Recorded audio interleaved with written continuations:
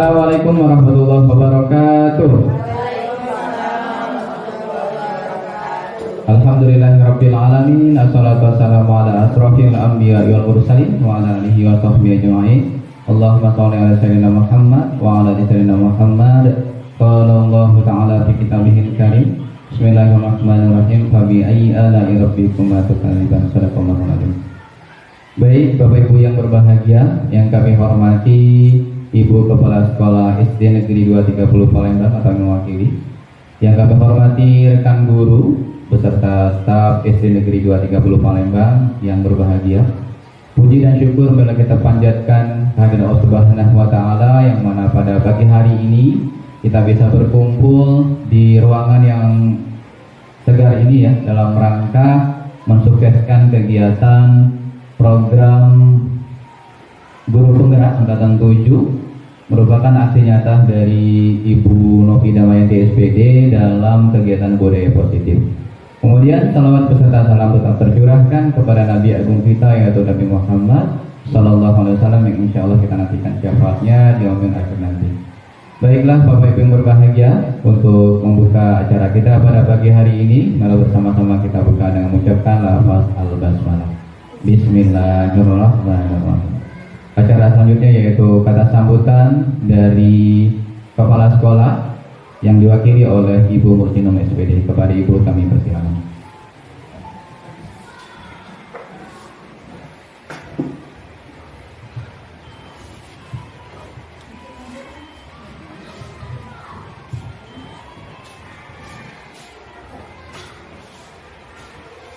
Assalamualaikum warahmatullahi wabarakatuh. Sebelumnya minta maaf ya Bapak Ibu, saya berada di depan ini, saya bukan yang paling bagus, tapi saya sekedar menyampaikan sedikit ucapan dan mewakili daripada Ibu Kepala Sekolah SD 230 yang saat ini sedang sakit. Sebelumnya kita sama-sama doakan semoga Ibu Kepala Sekolah SD 230 segera sehat dan sembuh dan bisa beraktivitas seperti biasa. Terima kasih atas waktu yang telah diberikan kepada pembawa acara.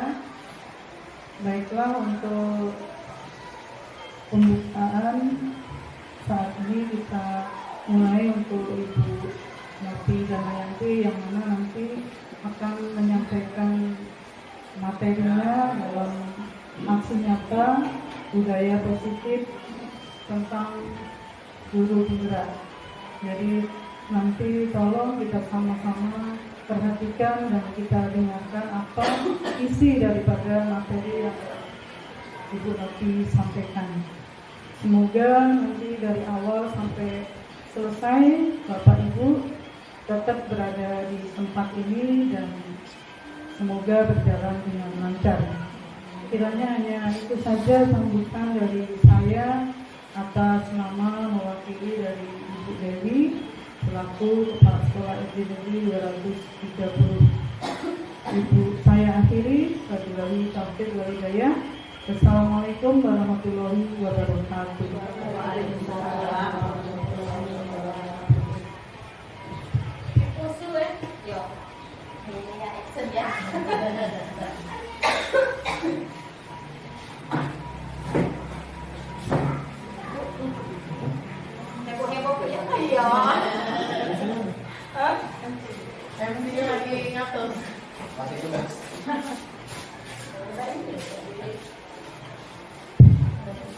Baik, terima kasih kepada Ibu Mursinum yang sudah menyampaikan kata sambutannya.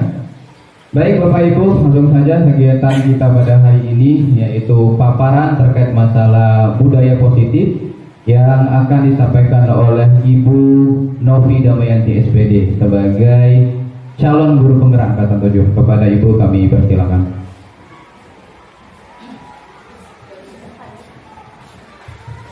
Bismillahirrahmanirrahim. Assalamualaikum warahmatullahi wabarakatuh. Waalaikumsalam warahmatullahi wabarakatuh. Apa kabar semuanya, Bapak dan Ibu guru hebat? Alhamdulillah. Alhamdulillah. Baik, terima kasih sebelumnya saya ucapkan kepada semua rekan guru, terutama pada kepala sekolah yang pada kali ini tidak berkesempatan hadir karena beliau berhalangan sakit. Dan terima kasih yang sebesar-besarnya untuk waktu yang Bapak dan Ibu guru semua luangkan untuk saya untuk menyukseskan kegiatan aksi nyata saya budaya positif. Saya calon guru penggerak angkatan 7 dari Kota Palembang, SD Negeri 230 Palembang. Pada kesempatan kali ini saya ingin menyampaikan materi yaitu tentang budaya positif, bagaimana kita menyebarkan atau memberikan apa semuanya. Masih semangat Bapak Ibu? Bagaimana kalau kita yel-yel dulu ya? Sepertinya sudah mulai lemas ini menjelang siang. Ada yang mau memimpin es briefingnya? Miss Reni? Sini Miss Reni, boleh maju Miss Reni. Es briefing yang cekrek kamera.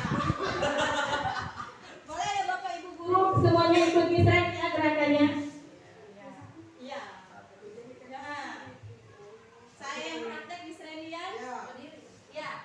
Boleh berdiri ya Bapak Ibu, saya akan memandu penyanyinya Bu Robi yang nanti akan mengikuti gerakannya ya.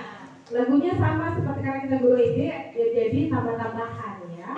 Yuk, boleh jarinya diikuti, kalau satu jarinya satu, kalau dua jarinya dua, sampai 5 ya, sampai 5 saja. Kita mulai ya. Satu jari kanan, satu jari kiri, digabung jadi 2, jadilah jembatan panjang.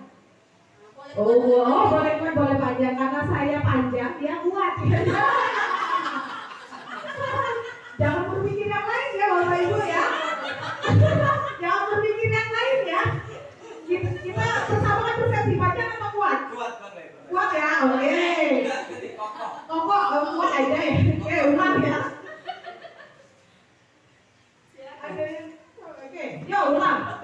Satu jari kanan, satu jari kiri, digabung jadi 2, jadilah jembatan kuat. 2 jari kanan, 2 jari kiri, digabung jadi 4, jadilah kamera cekrek. 3 jari kanan, 3 jari kiri, digabung jadi 6, jadilah menara tinggi. 4 jari kanan, 4 jari kiri, digabung jadi 8, jadilah kelinci lompat. 5 jari kanan, 5 jari kiri, digabung jadi 10, jadi tepuk tangan. Oke, terima kasih. Baik, terima kasih Miss Rey. Bagaimana Bapak Ibu guru? Mulai semangat lagi ya. Baik, kita akan lanjut materinya. Nah, ini tugas saya hari ini ya, menyebarkan. Jadi memberikan virus-virus kebaikan seperti ini. Menerapkan budaya positif ini kita ada 8 konsep. Ini bukan saya yang membuat, tapi dari ilmu-ilmu para profesor ya. Jadi yang pertama itu ada perubahan paradigma pelajar, disiplin positif, nilai-nilai kebajikan, kebutuhan dasar manusia, motivasi perilaku manusia, posisi kontrol guru, keyakinan kelas, dan segitiga restitusi. Bagaimana Bapak Ibu guru, dari ke-8 kata-kata ini kira-kira ada kata-kata yang baru ya, yang baru kita dengar ya. Nah, jadi saya juga belajarnya dari guru penggerak. Jadi kata-kata ini semuanya ke-8 ini tujuannya untuk mendisiplinkan murid. Bagaimana pembelajaran kita sebelum-sebelumnya bahwa mendisiplinkan murid itu guru berperan aktif ya. Jadi apapun kesalahan murid kita yang mengatur seperti itu ya. Nah, jadi kalau masalah disiplin positif ini banyak sekali cara kita untuk mendidik anak supaya perilaku mereka itu disadari dan membuat perubahan ke arah yang lebih baik. Pembelajaran paradigma baru bisa Bapak Ibu lihat tujuannya adalah untuk menjadikan pelajar kita itu atau murid kita itu menjadi pelajar Pancasila. Kedepannya kita semua akan menggunakan kurikulum Merdeka, ya kan? Nah, jadi kurikulum Merdeka ini tujuannya untuk memerdekakan anak. Jadi guru penggerak itu atau lebih tepatnya Tuan kita Ki Hajar Dewantara semuanya sudah tahu kan? Nah, kita bergerak dari prinsip-prinsip beliau. Jadi bahwasanya murid itu adalah raja di sekolah. Jadi murid itu merdeka dan kita menghamba pada murid. Itu intinya ya. Jadi kata-kata menghamba ini sempat menjadi polemik bagi dunia pendidikan sejak munculnya kurikulum Merdeka. Tapi kembali lagi, memerdekakan itu bukan berarti murid itu segala-galanya, murid itu benar, tidak. Harus ada prosedurnya. Di antaranya seperti ini. Untuk menjadi profil pelajar Pancasila, murid harus memiliki kelima-lima ini, Bu ya. Beriman, bertakwa kepada Tuhan Yang Maha Esa, berkebinekaan global, bergotong royong, kreatif, bernalar kritis dan mandiri. Sebagaimana kita sudah hafal semua lagunya. Sudah hafal belum? Ada yang belum ya? Ada sebagian hafal ya, yang pelajar Pancasila. Jadi, nah untuk apa pembelajaran paradigma baru ini? Yaitu ini, prinsip berdiferensiasi. Jadi, yang selama ini mungkin ya saya juga mengalami yang namanya mengajar itu hanya pada satu arah. Kita, guru, menyebarkan ilmu ke murid tanpa memberi kesempatan bahwa murid itu, apalagi zaman sekarang ya, jadi murid itu tidak berfokus pada pembelajaran dari rumah, dari sekolah saja, tapi mereka kan sudah punya gadget. Nah, mungkin pengalaman mereka bisa jadi ada yang lebih tahu dari kita ya. Nah, jadi kita mulai sekarang mungkin bisa membiasakan diri menanyakan dahulu ke murid apa yang mereka sudah pelajari sebelum kita menjelaskan, seperti itu. Jadi tidak satu arah, jadi kita bisa dua arah. Yang namanya belajar berpusat pada murid ya, yang mungkin ya sebelumnya kita belajar berpusat pada guru. Kedepannya mungkin kita bisa perlahan-lahan merubah mindset itu. Nah, ini tujuan dari pembelajaran paradigma baru ya. Kemudian, nah ini sering terjadi di kita, terutama guru ya, dalam mendidik anak. Tidak menutup kemungkinan saya juga sering sekali ini ilusi mengontrol murid. Jadi ini miskonsepsi yang seharusnya kita buang jauh-jauh mulai dari sekarang. Mungkin tidak bisa secara instan, kita bisa merubah dari sedikit demi sedikit. Bahwa ilusi kita sebagai guru itu, terus terang saya juga sering tertanam seperti itu ya, kalau murid itu kita yang mengatur tanpa memberikan kesempatan pendapat bahwa murid itu pengennya seperti ini loh, seperti itu. Jadi yang selama ini terjadi seperti ini, ilusi bahwa semua penguatan positif efektif diterapkan di murid. Sebenarnya belum tentu. Ya mungkin positif bagi kita, belum tentu bagi mereka. Nah, kemudian ilusi bahwa kritik dan membuat rasa bersalah mampu menguatkan karakter peserta didik. Kemudian ada ilusi bahwa orang dewasa berhak memaksa. Jadi kita selaku guru otomatis adalah orang dewasa. Ya. Baik Bapak Ibu, sejauh ini adakah yang mengganjal di hati atau mau bersharing bersama-sama tentang miskonsepsi teori kontrol? Kontrol dalam hal ini ialah kontrol kita kepada murid. Nah, seperti itu ya Bapak ya. Nah, di sini kita balik ke poin ke-1 antara 8 tadi poin tadi ya, yang disiplin positif. Sebelum lanjut ke disiplin positif, kira-kira Bapak Ibu guru yang hebat, kalau mendengar kata-kata positif, hal apa yang terpikirkan oleh kita dalam mendisiplinkan murid? Tentunya positif, kata-kata positif. Ada yang mau menjabarkan menurut bahasa kita dulu sebelum kita merujuk ke teori-teori tersebut?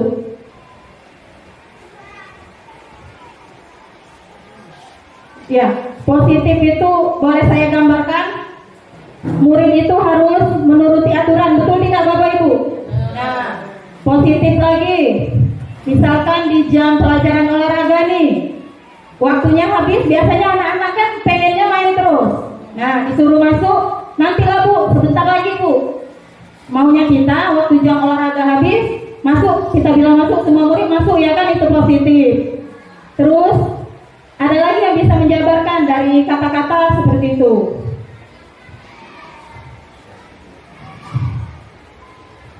Ya? Ya? Mungkin dari segi kebersihan Bu ya, kita mungkin kita sering menuntut anak untuk membersihkan lingkungan kelasnya maupun area sekitar kelasnya. Misalkan seumpama mereka melanggar ada satu sampah, kita menuntut mereka untuk membersihkan. Siapapun yang lewat di depan kelas tersebut, ketika kita lihat, nak tolong nak ambilkan sampahnya. Itu mungkin bagian dari positif. Terima kasih Pak Saiman, ya itu salah satunya. Kalau mengingat kata-kata positif ya Bapak Ibu, intinya yang baik-baik dan bagus-bagus ya, mulai dari tingkah laku, perbuatan dan perkataan. Iya benar Pak Saiman. Nah, benar sekali kata Pak Saiman, apapun bentuknya kalau kita menuju kebaikan itu hal yang positif. Di sini ada nilai-nilai kebajikan untuk mendukung budaya positif tadi. Bisa Bapak Ibu lihat ada contoh nilai kebaikan institusi atau organisasi. Jadi di sini sudah dirangkum. Ini untuk yang pertama ini profil pelajar Pancasila ini untuk disebarkan kepada murid-murid ya. Jadi untuk lingkungan sekolah bisa kita terapkan. Yang diantaranya tadi beriman dan bertakwa pada Tuhan Yang Maha Esa, berakhlak mulia, berkebinekaan global, gotong royong, mandiri, kreatif dan kritis. Kemudian ada juga dari Ibu Binarius atau BIP ya. Ini toleransi, rasa hormat, integritas, mandiri, antusias, empati, keingintahuan, kerjasama, percaya diri, dan komitmen. Itu secara keseluruhan kita mendisiplinkan budaya positif. Ini untuk keterampilan hidup. Semuanya tidak terkecuali ya, dari segi manapun, dari mulai anak-anak hingga orang dewasa. Semuanya ini pengen dapat dipercaya, lurus hati, tidak merendahkan orang lain, memberikan yang terbaik dari diri mereka. Ini yang nantinya menjadi harapan kita semua kepada murid-murid kita ya tentunya. Ayo kita lanjut. Nah, ini adalah kebutuhan dasar manusia. Baik, lagi-lagi saya ingin bertanya ya Bapak Ibu, sebelum lanjut materi, kebutuhan dasar kita kesampingkan dulu murid. Kira-kira nih kebutuhan dasar kita pribadi sebagai manusia yang normal tentunya ya, pengen ini, pengen itu, tapi ada yang tercapai dan ada yang tidak. Boleh bisa menjelaskan kebutuhan dasar secara gamblang saja, apa-apa saja bisa. Ada yang mau menjelaskan? Ya, terima kasih Pak Rian. Kalau dari saya kebutuhan dasar manusia yang pastinya sandang, pangan, papan. Jadi makan, ada rumah, dan ada sarana dan prasarana untuk menunjang kehidupan kita. Gitu. Baik, terima kasih luar biasa Pak Ardian. Ya, boleh tepuk tangan untuk Pak Ardian? Iya, terima kasih. Ya, itu pada dasarnya semua kebutuhan manusia itu ya, sandang, pangan, papan, dan apalagi tadi. Oh ya, 3 ya. Iya baik. Nah itu secara kita pribadi ya, semuanya saya rasa perlu. Tapi ini kutipan ini saya ambil dari berbagai sumber ya, bahwa kebutuhan dasar manusia adalah segala sesuatu yang dilakukan untuk mendapatkan yang kita inginkan. Seperti kata Pak Ardian tadi, pengen rumah ya, harusnya ya pengen rumah seperti apa, bekerja tentunya. Pangan, dari kegiatan kita itu sehari-hari ya, ingin mencapai yang kita inginkan seperti itu. Kemudian seluruh tindakan yang kita lakukan memiliki tujuan tertentu ya pasti.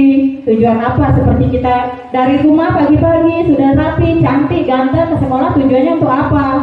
Ya, seperti itulah kita kira-kira untuk hidup. Dan semua usaha terbaik yang kita lakukan adalah dalam rangka agar kebutuhan kita terpenuhi dengan baik. Baik, kita lanjut ya Bapak Ibu.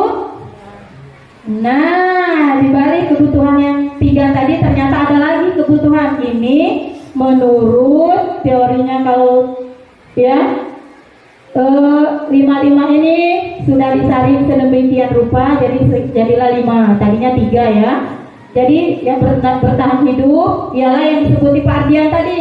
Bertahan hidup itu meliputi makanan, pakaian, tempat tinggal, kesehatan dan lain-lain. Sebelumnya kita abaikan kebutuhan kesehatan ya, yang kita utamakan sandang, pangan dan papan saja selama ini. Jadi kita kembangkan lagi kebutuhan kita ke depannya. Kemudian rasa kasih sayang. Terlepas dari semua itu Bapak Ibu yang hebat, 5 kebutuhan ini bagaimana kalau kita serahkan ke murid kita. Jadi kita persembahkan ke murid kita ke 5 kebutuhan ini. Jadi mana? Kasih sayang dan rasa diterima ini meliputi rasa diterima, diperdulikan menjadi bagian dalam kelompok. Kemudian penguasaan, di mana Bapak Ibu guru semua kan melihat perkembangan murid ya hari demi hari, di mana ada yang menonjol, ada yang ya sedang, dan ada yang tergolong di bawah dalam hal pembelajaran. Tapi mungkin dalam hal lain mereka tidak menonjolkan karena ini tadi mungkin kurangnya perhatian dari kita tadi ya, jadi mereka tidak memberanikan diri.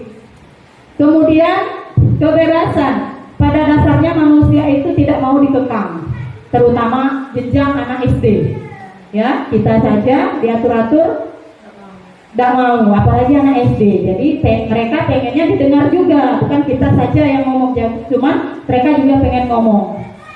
Dalam hal kebebasan ini meliputi mencoba hal baru, mandiri, mampu mengandalkan dirinya. Kemudian kesenangan, saya rasa semua manusia yang pengen senang ya.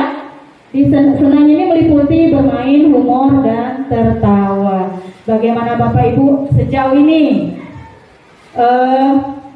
Apakah kita bisa menerapkan ke depannya nanti seperti ini ya? Ke murid-murid ini tujuannya, sasarannya adalah murid kita. Baik, kita lanjut ya. Nah, untuk mewujudkan kelima kebutuhan dasar tadi, yaitu adanya motivasi dari diri. Kemudian untuk mendisiplinkan murid juga adanya motivasi. 2 motivasi ya Bapak Ibu. Yang pertama motivasi eksternal atau motivasi dari luar. Kemudian motivasi internal. Dalam hal ini kita kan ingin mendisiplinkan murid sehingga mereka berbuat hal yang positif ya.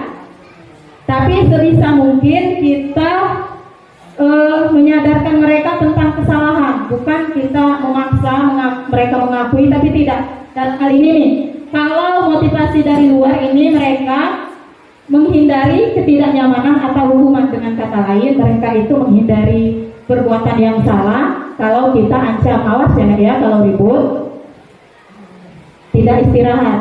Tapi mohon maaf, saya juga sering melakukan itu. Nah, tapi kedepannya bisa kita perbaiki. Nah, kemudian dari luar juga untuk mendapatkan imbalan atau penghargaan dari orang lain. Seperti itu pada umumnya anak-anak ya. Jadi mereka itu sangat antusias kalau kita kasih iming-iming. Iya, reward seperti ya, benar sekali Pak Saiman. Jadi siapa yang selesai duluan boleh istirahat duluan. Saya juga sering melakukan itu. Jadi itu adalah motivasi dari luar, bukan dari dalam dirinya sendiri. Yang kita ingin capai pada murid itu ya motivasi dalam diri mereka. Jadi untuk menjadi orang yang mereka inginkan dan menghargai diri sendiri dengan nilai-nilai yang mereka percaya. Jadi kita tanamkan mulai dari sekarang bahwa menyelesaikan tugas itu bukan hanya untuk istirahat cepat, bukan hanya untuk mendapatkan nilai yang bagus, tapi bagaimana mereka itu sadar, tahu bahwa dengan disiplin waktu berarti saya sudah menghargai diri saya sendiri. Banyak murid kita yang tidak menyelesaikan tugas sehingga mengambil jam pelajaran orang lain seperti itu ya. Tapi kembali lagi kita juga di jenjang SD, apalagi kelas rendah, sangat sulit untuk diterapkan. Tapi boleh secara perlahan saja dengan menggunakan bahasa-bahasa mungkin yang bisa mereka pahami ya, Bapak Ibu guru. Kita lanjut lagi. Apa pengantar ya Bu? Pak? Tidak ya? Semangat ya. terima kasih sekali lagi Bapak. Nah, ini kembali ke model hukuman yang biasa kita terapkan. Bapak Ibu guru, kita secara jujur saja ya, dari ketiga model hukuman ini kira-kira nih, model hukuman apa yang sering kita perbuat? Boleh silakan Bapak Ibu simak penjelasan di bawahnya. Kalau saya terus terang saja Bapak Ibu guru, untuk yang nomor 3 ini jarang sekali saya lakukan. Sebelum saya mengenal guru penggerak. Ini restitusi, ini kata-kata baru ya dalam istilah mendisiplinkan murid atau memberi hukuman. Ternyata hukuman banyak jenisnya ya Bapak Ibu, saya juga baru paham. Dan tingkat kenakalan murid, kerewelan murid itu ternyata tidak menurut Pak Ki Hajar Dewantara ini, ternyata murid yang nakal, bawel itu bukan nakal. Mereka itu ingin menunjukkan diri mereka.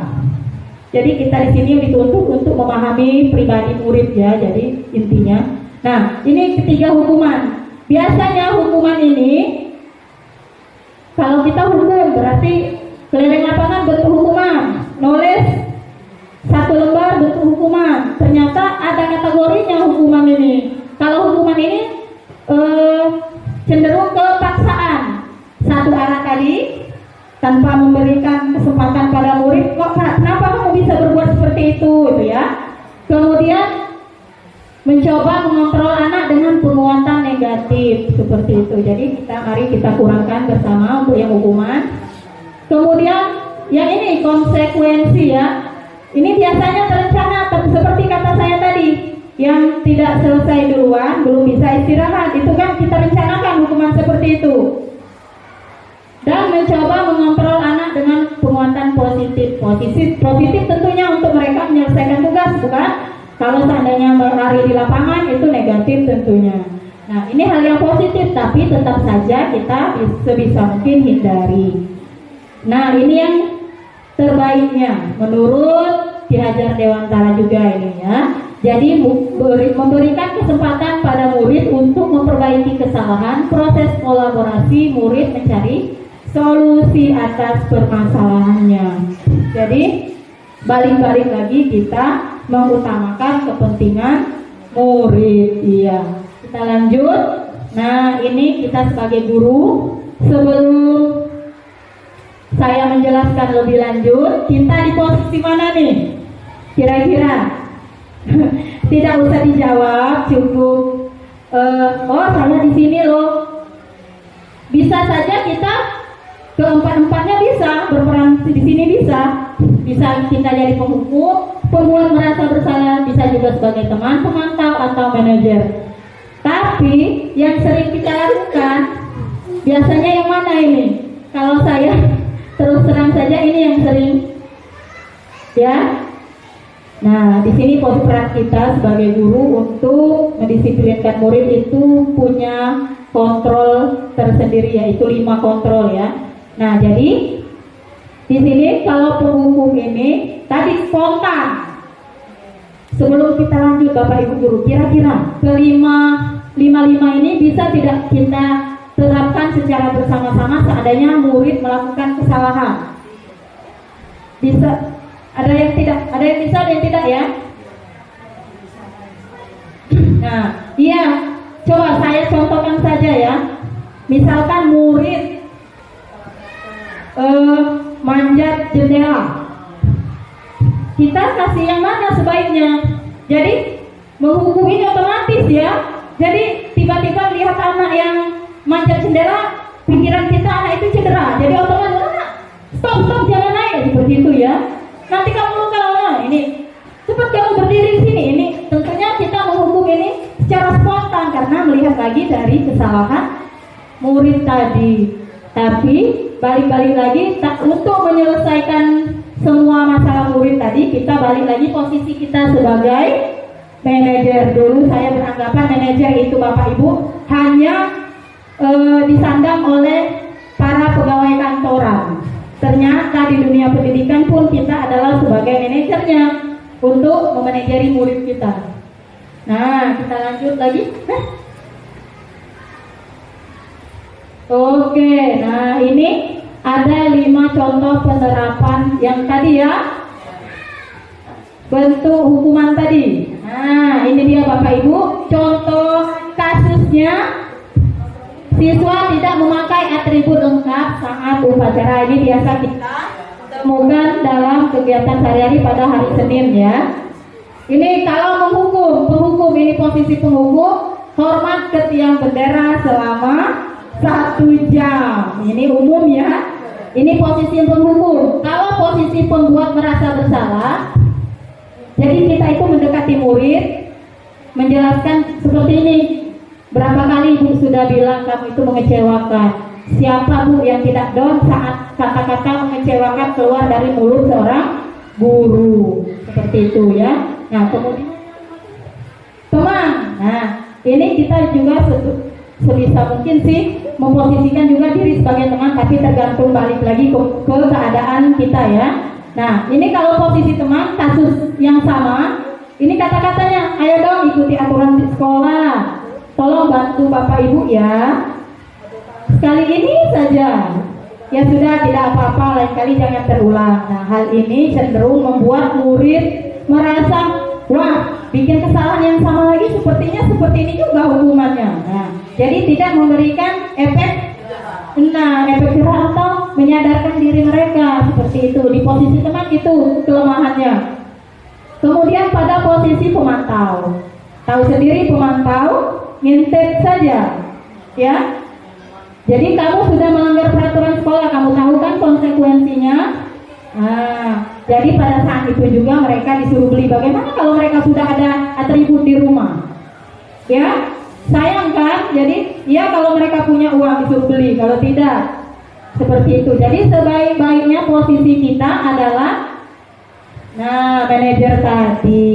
Jadi balik-balik lagi, ini kita panggil muridnya, tanya dulu alasannya, kira-kira tanpa terkeluar dari mulut kita, Camanona kira-kira kesalahan ini supaya tidak terulang lagi. Seandainya pun di luar kasus ini kan atribut yang sering kita temui itu, kalau di kelas saya itu datang terlambat. Coba kasih alasan dulu ngapa datang terlambat. Kalau seandainya dia ngomong kesiangan Ibu, kira-kira ngapa kesiangan, nontonnya malam Bu atau main game. Baik, kali ini Ibu maklumi, kita juga selaku guru pasti sering kesiangan. Cuma kedepannya kira-kira nih apa yang bisa membuat kamu supaya tidak bangun kesiangan? Pasti berpikir kan? Bu, aku nak nyetel alarm. Ya murid saya bilang, oh nah terus apa lagi? Bisa minta bangunin sama ibu lebih awal. Nah, seperti itu. Jadi posisi manajer ini paling efektif untuk memberikan efek positif pada murid ya. Jadi kita menanyakan pada murid hal yang mereka langgar dan efeknya mereka menyadari kesalahan mereka, seperti itu. Baik Bapak Ibu guru, apakah masih semangat semuanya? Sepertinya mengantuk ini. Sabar ya Bapak Ibu guru, nanti kita berbagi ilmu atau bersama ya. Kita lanjut. Nah, Bapak Ibu guru kira-kira masih ingat tak nih yang posisi tadi? Kira-kira ini untuk posisi apa ya? Pemantau? Kamu tidak pernah benar melakukannya. Baik, jeng. Oh, ternyata menghukum. Jadi seperti itu ya. Nah, saya kecewa. Iya, benar sekali. Jadi semua ada poin-poinnya. Kalau pertanyaannya seperti ini, Bapak Ibu, coba kita lihat. Wow, ternyata Miss Reni memang ya. Oke, lanjut. Yang ini Bu.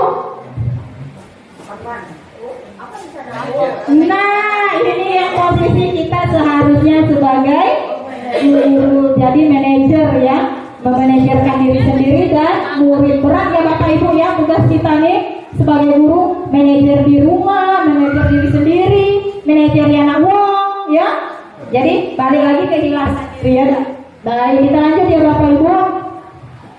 Nah, untuk mempositifkan tingkah laku murid, jadi jangan kita langsung manajer. Mereka kan belum tahu nih aturannya. Oh Bu, kami kan belum dijelasin bahwa itu seperti itu, harusnya seperti ini, kan belum. Jadi untuk menekan tingkah laku mereka ke negatif, jadi kita perlu membuat keyakinan kelas. Saya juga sudah menerapkan, jadi yang lain boleh juga dengan bahasa mereka, bahasa yang cukup singkat saja. Kenapa keyakinan kelas? Mengapa bukan peraturan kelas? Seperti itu ya. Ini alasannya. Ini contoh keyakinan kelas yang saya buat. Jadi anak murid itu menulis sendiri kira-kira sebelum belajar itu, atau selama pembelajaran nih tidak boleh harus seperti ini, tapi harus tetap dengan bahasa yang positif. Ini bahasa yang kita gunakan bersifat abstrak, berupa pernyataan universal, jadi menyeluruh.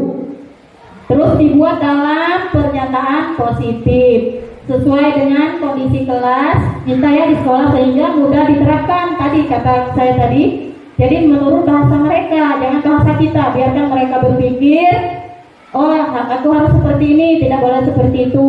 Gitu. Bahasa kita anak SD seperti apa ya? Jadi tidak terlalu ruwet. Ini semua warga sekolah atau kelas dilibatkan. Kalau saya semua murid tadi, makanya ini semuanya banyak kan. Jadi setiap murid itu memberi sumbangan hal yang positif yang bisa mereka lakukan di kelas. Jadi selama proses pembelajaran jika ada yang melanggar, kita ingatkan lagi. Ayo, apa lo keyakinan yang sudah kita buat? Kalau mereka lupa, ya boleh dikat. Jadi kalau mereka sudah berbuat kesalahan, misalkan tidak boleh mencontek pada saat belajar atau ulangan. Ada yang nyontek, ajak ke depan. Ayo, yang mana lo tulisanmu? Nah seperti itu. Jadi mereka, ya siapa yang nulis ini? Ingatkan, ingat. Oh saya Bu. Jadi tidak boleh apa saat ulangan mencontek seperti itu. Sekali lagi kelas kami sering ada yang jerit teriak-teriak. Ya suaranya keras. Pak Saiman mungkin tahu karena dia guru agama. Sering sekali saya ingatkan, tapi itu tadi ya balik lagi ke murid. Kita ini susah Bapak Ibu guru menyatukan pola pikir dari berbagai latar belakang.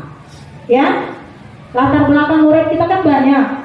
Mulai orang tuanya dari yang maaf tidak ada pekerjaan, ada yang jadi kuli bangunan. Nah, kita satukan dalam satu kelas untuk mewujudkan satu visi dan tujuan yang sama. Jadi saya rasa tantangannya cukup berat, tapi insya Allah kita sudah diamankan jadi guru, semuanya bisa kita laksanakan, tapi secara perlahan saja.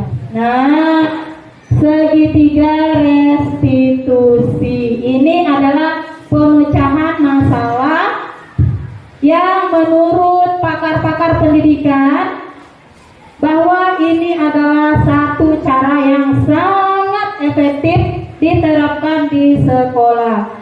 Entah itu siswanya yang memiliki kecenderungan yang luar biasa dalam hal tanda kutip ya nakalnya, tapi balik lagi tadi, kenakalan bukan suatu kesalahan bagi murid. Itu yang perlu kita tanamkan. Menurut, bukan pendapat saya, menurut tadi Ki Hajar Dewantara, bahwa murid itu memiliki kebebasan untuk menjadi diri mereka, baik di sekolah maupun di dalam masyarakat. Nah, ini pemecahan masalahnya jika murid kita melakukan pelanggaran atau kesalahan. Jadi segitiga restitusi ini mengutamakan proses dialog, kata saya tadi, seperti di awal, bahwa komunikasi dengan murid, menanyakan alasan, mencari solusi yang terbaik atas kesalahan yang mereka lakukan. Nah, tujuannya apa? Supaya murid menjadi ini mandiri dan bertanggung jawab. Seperti itu ya. Ini ada tahapannya: menstabilkan identitas, validasi tindakan yang salah, menanyakan keyakinan. Di sini ada penjelasannya. Jadi restitusi, apa itu restitusi? Kok kata-kata baru lagi? Apa tujuannya? Sudah pernahkah melaksanakan? Nah, Kira-kira nih Bapak Ibu dalam hati saja, sudah tidak saya melaksanakan restitusi tadi untuk mendisiplinkan murid dalam hal mengatasi penyimpangan mereka ya, entah itu muridnya nakal, menurut kita entah melanggar aturan. Yang penyelesaiannya tadi kita menanyakan dulu ke murid, kenapa nih berbuat seperti itu. Pasti itu alasan utama kita ya, memanggil siswa jika mereka berbuat salah, pelanggaran. Tapi kadang-kala kita lupa urutannya. Sudah nanya, sudah bertanya apa kesalahan mereka, sudah jangan diulangi lagi. Kalau itu menurut kita tidak terlalu parah, itu sebenarnya salah. Cuman balik lagi kita memposisikan diri lagi sebagai manajer tadi. Jangan langsung sesuai kita hukum sesuai sesuai kesalahan mereka nih. Seandainya nyoret buku kawan, nah lain kali sini, kenapa sih dicoret buku temannya? Ini Bu, ngasih alasan. Iya sudah, lain kali jangan diulangi ya. Nah harusnya kan penyelesaiannya panjang dulu nih. Kira-kira temannya kecewa nggak kalau kamu coret bukunya? Kan tanya seperti itu dulu digali. Kalau otomatis kamu kesel nggak kalau buku kamu yang dicoret? Nah seperti itu kan kita tanya dulu, terus menerus sehingga mereka menemukan solusi bahwa menyadarkan diri, oh aku ini sudah berbuat salah, harusnya aku udah nyoret buku teman aku Bu. Untuk kali ini aku minta maaf ya Bu, aku tidak akan mengulangi. Terus untuk gantinya seperti apa? Kamu mengganti buku temanmu yang kamu coret? Sudah Bu, nanti buku yang saya coret saya ambil, nanti saya ganti yang baru. Harusnya kita menggali kesadaran diri mereka itu ya, seperti itu. Nah, ini restitusi menurut dosen. Jadi yang saya jelaskan dari awal hingga akhir ini sudah melalui berbagai penyaringan dari orang-orang yang berilmu ya. Nah, menurut pakarnya masing-masing. Jadi di sini adalah restitusi ini proses menciptakan murid untuk memperbaiki kesalahan mereka. Jadi sehingga mereka bisa kembali ke kelompok dengan karakter yang lebih kuat. Kelompok maksudnya di sini adalah kelompok mereka, tergantung yang kelas mereka itu yang diampu. Jadi biasanya ini anak-anak ini ya, kalau sudah berbuat kesalahan, teman yang lain ini biasanya mencibir atau kalau bahasa Palembangnya nguyoi ya. Nah jadi jika tidak terselesaikan, dampaknya ini parah, bisa terkucil muridnya. Jadi menghilangkan rasa percaya diri pada murid. Jadi mereka takut untuk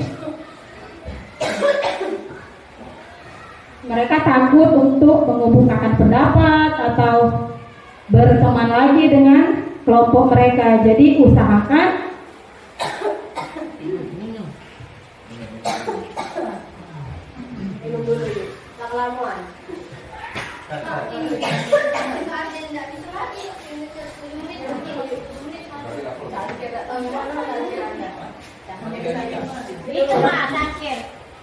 yang pakai dikat-kat gitu ya.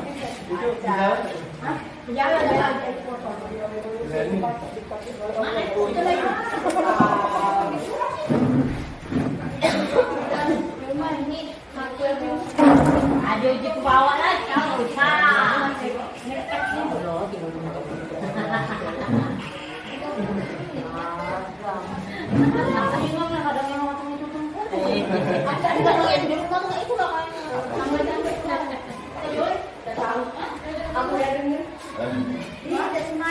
Tolong, ada tadi. Tinggal limbek kena. Tidak banyak cerita. Limbek juga boleh benar. Ya, limbek kemana? Kemana? Depan motor. Ada di rumah banyak itu. Oke, kalau oke. Ya, itu. Kita lanjut. Lagi dulu. Ya, apa oke? Aku baca 4 menit mati, 4 menit mati.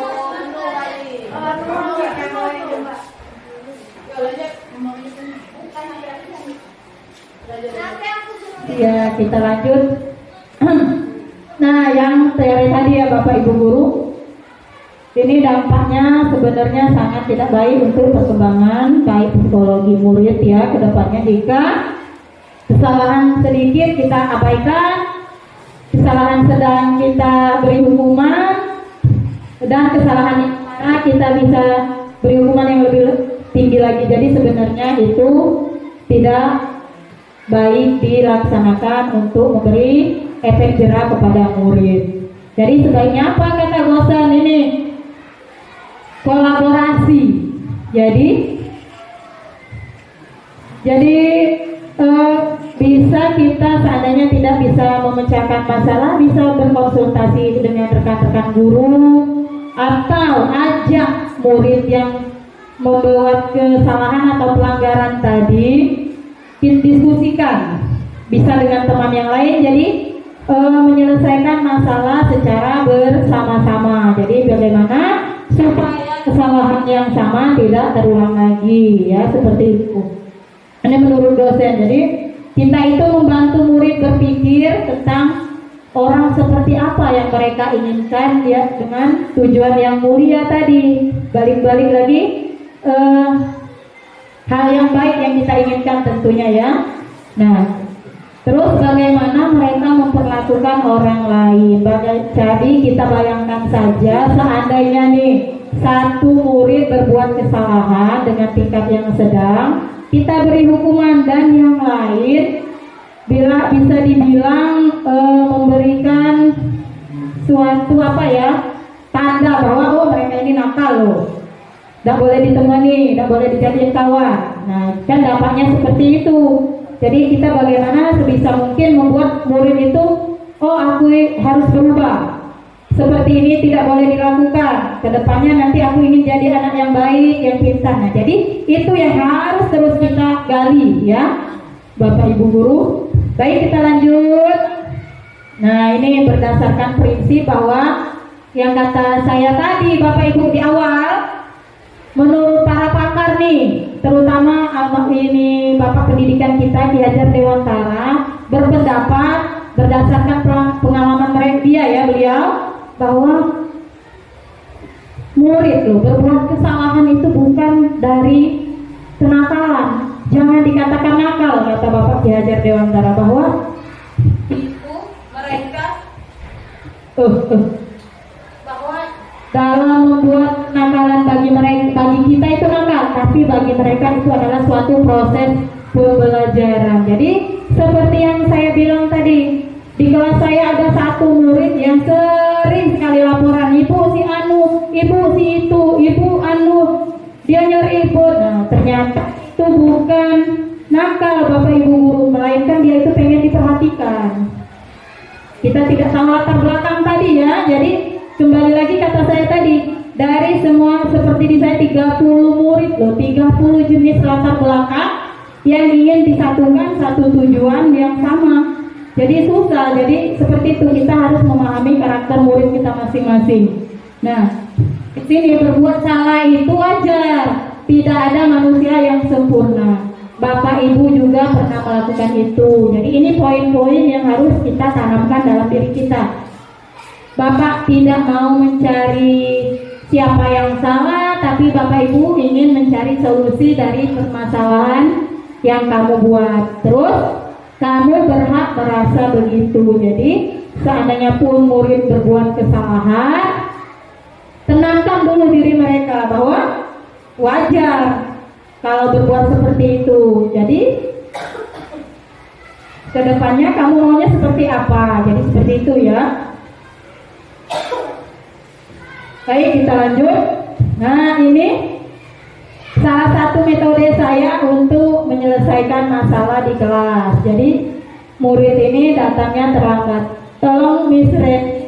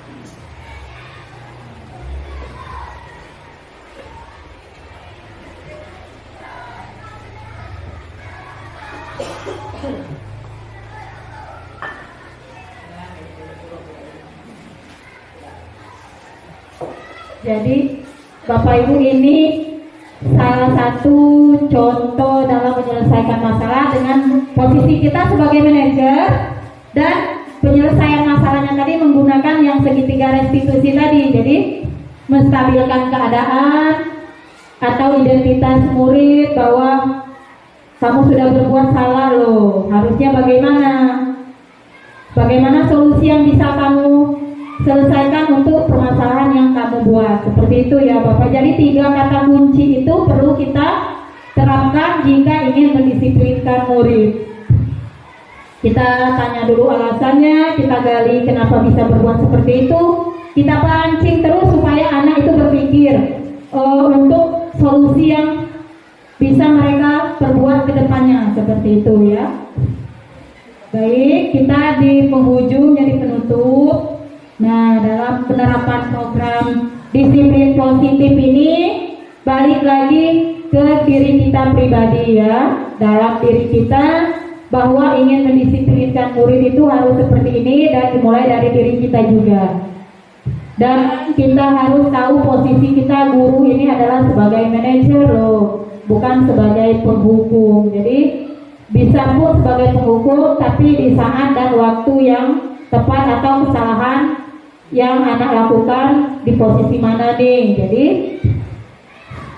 usahakan kita semaksimal mungkin posisi kita adalah manajer. Nah, ini tadi kita sebagai guru ini adalah sebagai among untuk menuntut murid hingga menjadi insan. Siapa yang tidak senang kalau murid kita mandiri ya, tanpa disuruh sudah tahu berbuat apa, tanpa disuruh sudah tahu harus bagaimana, dan terlebih lagi mereka bertanggung jawab. Jika mereka berbuat kesalahan ke depannya, jika kita sudah sadarkan nih, sudah terapkan keyakinan kelas tadi, sudah terapkan aturan, jadi kalau mereka berbuat hal yang sama ke depannya, jadi mereka sudah bisa menyelesaikan sendiri tanpa kita membimbing ya, kalau sudah kita terapkan dalam kegiatan kita sehari-hari. Seperti itu ya Bapak Ibu guru.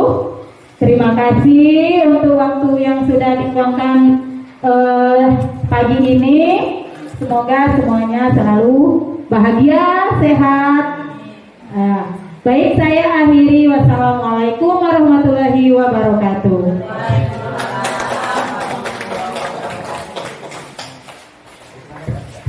Jawab deh, biar ini masih 56. Masih 56 belum bisa. Baik, demikianlah Bapak Ibu semua yang sudah kita lihat bersama paparan dari Ibu Novi yang di SPD tadi masalah terkait budaya positif ya, yang disampaikan oleh Bu Novi sudah sangat luar biasa. Semoga apa yang disampaikan oleh beliau ini bisa kita terapkan di kelas kita masing-masing, dan umumnya bisa kita terapkan di sekolah kita di SD Negeri 230 Palembang. Baik, kita sudah di penghujung acara. Kepada Bapak Ibu kami ucapkan terima kasih yang sudah ikut berpartisipasi dalam kegiatan pada pagi hari ini. Kami selaku MC mohon maaf kalau ada kata-kata yang salah. Kepada Allah saya mohon ampun. Saya Assalamualaikum warahmatullahi wabarakatuh. Waalaikumsalam warahmatullahi wabarakatuh. Saya ucapkan banyak terima kasih kepada Ibu Novi Damayanti yang telah sangat bagus menyampaikan pemaparan tentang guru penggerak angkatan yang ke-7. Saya pribadi beserta rekan guru dan staf guru SD 230 sangat mendukung dengan adanya proses guru penggerak, dan saya harapkan semoga untuk guru-guru yang masih muda termotivasi dengan adanya penyampaian materi yang telah diberikan oleh Ibu Novi tadi. Saya selaku mewakili dari Ibu Dewi, apabila ada salah kata saya mohon maaf, dan saya akhiri. Wabillahi taufiq wal hidayah. Wassalamualaikum warahmatullahi wabarakatuh. Waalaikumsalam.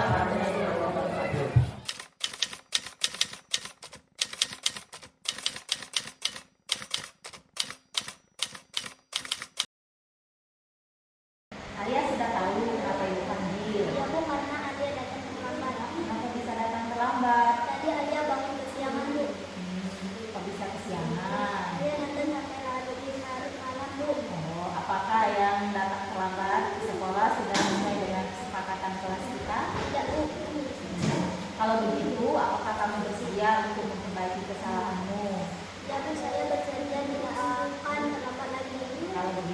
bagus. Sekarang apa yang bisa kamu lakukan untuk menebus kesalahan kamu tersebut? Saya akan bangun lebih pagi dan menyalakan alarm, Bu. Nah, selain itu ada solusi lain?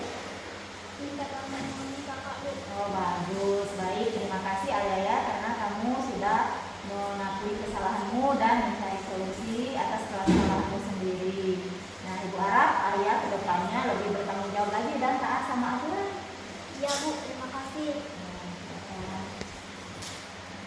Warahmatullahi wabarakatuh.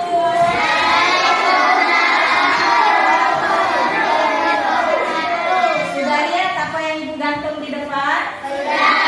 Sebelumnya sudah pernah kita bikin kayak ini kan? Tapi belum pernah tertulis. Sebelumnya juga kita sudah bikin kesepakatan kelas, tapi sepertinya tidak berjalan efektif ya. Nah, jadi kali ini Ibu ingin membuat lagi keyakinan kelas. Nanti Ibu bagikan kertasnya masing-masing 2, satu orang dapat 2 kertas ya. Jadi pikirkan keyakinan kelas kita secara bersama. Kira-kira dalam proses pembelajaran apa saja yang ingin kalian lakukan dan tidak boleh dilakukan ya. Kalian tulis di sini secara singkat saja. Misalkan dalam belajar kemarin tidak boleh apa? Mencontek. Kalau datang ke sekolah tepat waktu. Nah, seperti itu ya. Jadi Ibu bagikan 1 orang 2. Silakan tulis, pikirkan dulu, kemudian ditulis, lalu satu persatu tempel di depan. Sudah paham semuanya?